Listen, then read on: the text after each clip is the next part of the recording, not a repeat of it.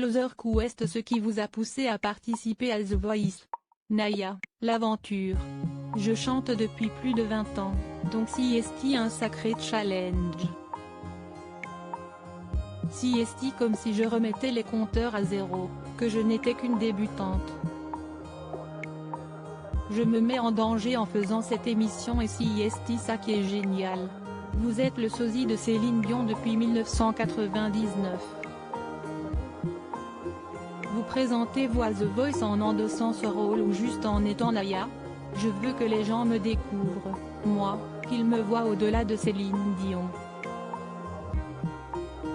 Même si j'ai beaucoup de points communs avec Céline Dion, je reste moi, Naya. Comment êtes-vous devenu le sosie de Céline Dion? Après m'être mariée et avoir eu des enfants, j'ai présenté le concours de la Rose d'Or d'Antibes. Je ne l'ai pas gagné mais, comme Céline, un René est venu changer ma vie. C'était René Coll, un producteur et chef d'orchestre. Mon René à moi. Il m'a appelé quelques semaines plus tard pour me proposer de tenter ma chance à l'Eurovision avec la chanson Je veux donner ma voix.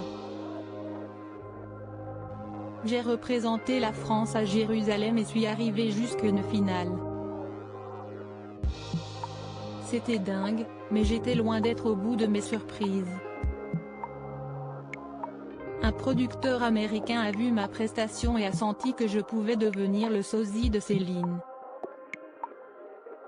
Après une audition à Las Vegas, il m'a fait signer un contrat de 5 ans.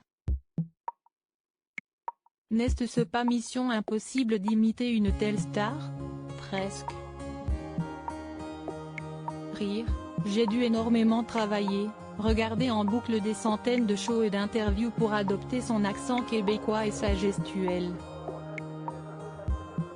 Physiquement, on m'a toujours dit que je lui ressemblais, donc je n'ai pas eu besoin de me refaire faire quoi que ce soit. Rire, côté voix, j'ai développé mes médiums grâce à elle. Céline est un instrument de musique à elle toute seule. Quand je chante en tant que Naya, il y a moins d'aigus et de fioritures. D'ailleurs, avant d'être sosie de Céline, je m'inspirais beaucoup de grandes stars de la soul comme Tina Turner et Whitney Houston. Qu'avez-vous ressenti quand Céline a perdu René, en janvier 2016? Est-ce que ça vous a affecté? Ça ne m'a pas directement affecté, mais j'ai énormément de compassion pour Céline.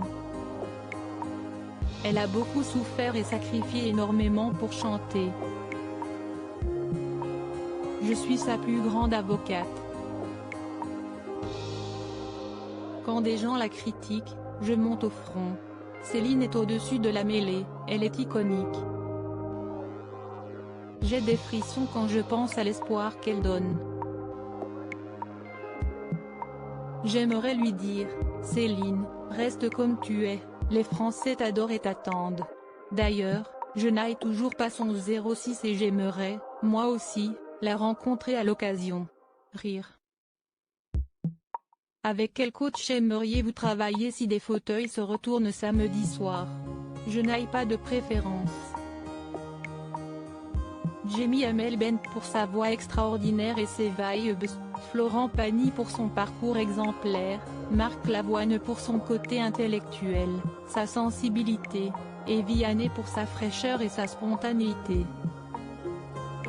Oui, le choix va être difficile.